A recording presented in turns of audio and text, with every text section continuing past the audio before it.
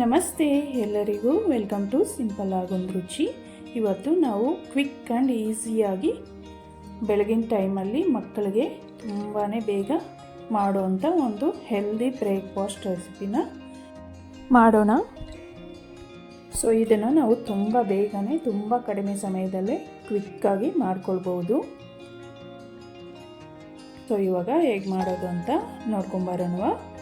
ಇಲ್ಲಿ ನಾನು ಒಂದೇ ಒಂದು ಆಲೂಗಡ್ಡೆನ ತಗೊಂಡು ಈ ರೀತಿ ಸಿಪ್ಪೆನ ರಿಮೂವ್ ಮಾಡಿಕೊಂಡು ಈ ರೀತಿ ಮೊದಲಿಗೆ ಕಟ್ ಮಾಡಿಕೊಂಡು ನಂತರ ಇದನ್ನು ಸಣ್ಣದಾಗಿ ಎಷ್ಟು ಸಣ್ಣಗಾಗುತ್ತೋ ಅಷ್ಟು ಸಣ್ಣಗೆ ಉದ್ದುದ್ದಕ್ಕೆ ಈ ರೀತಿ ಕಟ್ ಮಾಡ್ಕೊಳ್ಬೇಕಾಗತ್ತೆ. ನೋಡಿದ್ರಲ್ಲ, ಈ ರೀತಿ ಇರಬೇಕು. ಸೊ ಇವಾಗ ಒಂದು ಈರುಳ್ಳಿನ ತಗೊಂಡು ನಾನಿಲ್ಲಿ ಅರ್ಧ ಭಾಗದಷ್ಟು ಈರುಳ್ಳಿನ ಮಾತ್ರ ಹಾಕ್ಕೊಳ್ತಿದ್ದೀನಿ. ಅದನ್ನು ಅಷ್ಟೇ ಸಣ್ಣದಾಗಿ ಕಟ್ ಮಾಡಿಕೊಂಡು ಈ ರೀತಿ ಲೇಯರ್ ಆಗಿ ಮಾಡ್ಕೊಳ್ಬೇಕು.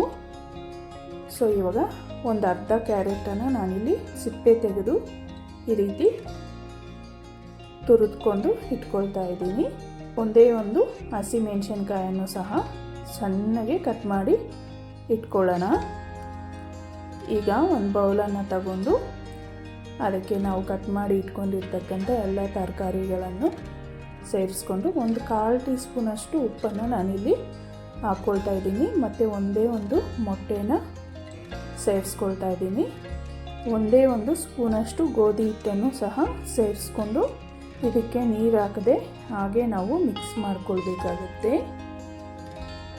ಈಗ ಸ್ಟವ್ ಹಚ್ಕೊಂಡು ಒಂದು ಪ್ಯಾನ್ ಇಟ್ಕೊಂಡು ಅದಕ್ಕಾದ ನಂತರ ಸ್ವಲ್ಪ ಎಣ್ಣೆನ ಮೊದಲಿಗೆ ಹಾಕ್ಕೊಂಡು ಈ ರೀತಿ ನಾವು ಮಿಕ್ಸ್ ಮಾಡಿ ಇಟ್ಕೊಂಡಿರ್ತಕ್ಕಂಥ ಹಿಟ್ಟನ್ನು ಅದಕ್ಕೆ ಸೇರಿಸ್ಕೊಂಡು, ಸೊ ನೋಡಿದ್ರಲ್ಲ, ಈ ರೀತಿ ನೀಟಾಗಿ ಸ್ಪ್ರೆಡ್ ಮಾಡಿಕೊಂಡು ಇದನ್ನು ಸ್ವಲ್ಪ ದಪ್ಪನೇ ಹಾಕಿದ್ರೆ ಚೆನ್ನಾಗಿರುತ್ತೆ, ತುಂಬ ತೆಳುವಾಗಿ ಹಾಕಿದ್ರೆ ಚೆನ್ನಾಗಿರೋದಿಲ್ಲ. ಇವಾಗ ಇದಕ್ಕೆ ಮೇಲೆ ಸ್ವಲ್ಪ ಪೆಪ್ಪರ್ ಪೌಡರನ್ನು ನಾನು ಈ ರೀತಿ ಮೇಲೆ ಹಾಕ್ಕೊಳ್ತಿದ್ದೀನಿ. ಮತ್ತು ಸ್ವಲ್ಪ ಚಿಲ್ಲಿ ಫ್ಲೇಕ್ಸನ್ನು ಹಾಕ್ಕೊಳ್ತಿದ್ದೀನಿ. ಇದು ನಿಮ್ಮ ಹತ್ರ ಇದ್ದರೆ ಹಾಕ್ಕೊಳ್ಳಿ, ಇಲ್ಲಾಂದರೆ ಸ್ಕಿಪ್ ಮಾಡ್ಕೊಳ್ಳಿ. ಸೊ ಮೇಲೆ ಒಂದು ಸ್ವಲ್ಪ ಎಣ್ಣೆನ ಹಾಕ್ಕೊಂಡು ಲಿಡ್ಡನ್ನು ಕ್ಲೋಸ್ ಮಾಡಿಕೊಂಡು ಇದನ್ನು 1-2 ನಿಮಿಷ ನಾವು ಇದನ್ನು ಈ ರೀತಿ ಲೋ ಫ್ಲೇಮಲ್ಲಿಟ್ಟು ಫ್ರೈ ಮಾಡ್ಕೊಳ್ಬೇಕು. ಈಗ 2 ನಿಮಿಷ ಆದಮೇಲೆ ಓಪನ್ ಮಾಡಿ ಮತ್ತೊಂದು ಕಡೆ ನಿಧಾನವಾಗಿ ತಿರುಗಿಸ್ಕೊಳ್ಳೋಣ. ಈಗ ಮತ್ತೆ ಲಿಡ್ಡನ್ನು ಕ್ಲೋಸ್ ಮಾಡಿಕೊಂಡು ಈ ಕಡೆ 1-2 ನಿಮಿಷ ಫ್ರೈ ಮಾಡಿಕೊಂಡ್ರೆ ನಮಗೆ ತುಂಬಾ ಟೇಸ್ಟಿಯಾಗಿ ಹೆಲ್ದಿಯಾಗಿ ತುಂಬ ಬೇಗನೆ ನಮಗೆ ರೆಡಿಯಾಗತ್ತೆ. ಸೊ ಇವಾಗ ಸರ್ವ್ ಮಾಡ್ಕೊಳ್ಳೋಣ. ಸೊ ಫ್ರೆಂಡ್ಸ್, ಮತ್ತಷ್ಟು ಸಿಂಪಲ್ ಟೇಸ್ಟಿ ರೆಸಿಪೀಸ್ಗೋಸ್ಕರ ಸಿಂಪಲ್ ಆಗೊಂದು ರುಚಿ ಚಾನಲನ್ನು ತಪ್ಪದೆ ಸಬ್ಸ್ಕ್ರೈಬ್ ಮಾಡ್ಕೊಳ್ಳಿ. ಹಾಗೆ ವಿಡಿಯೋ ಇಷ್ಟ ಆಗಿದ್ದರೆ ಪ್ಲೀಸ್ ಲೈಕ್ ಮಾಡಿ. ಮತ್ತೆ ಸಿಗೋಣ.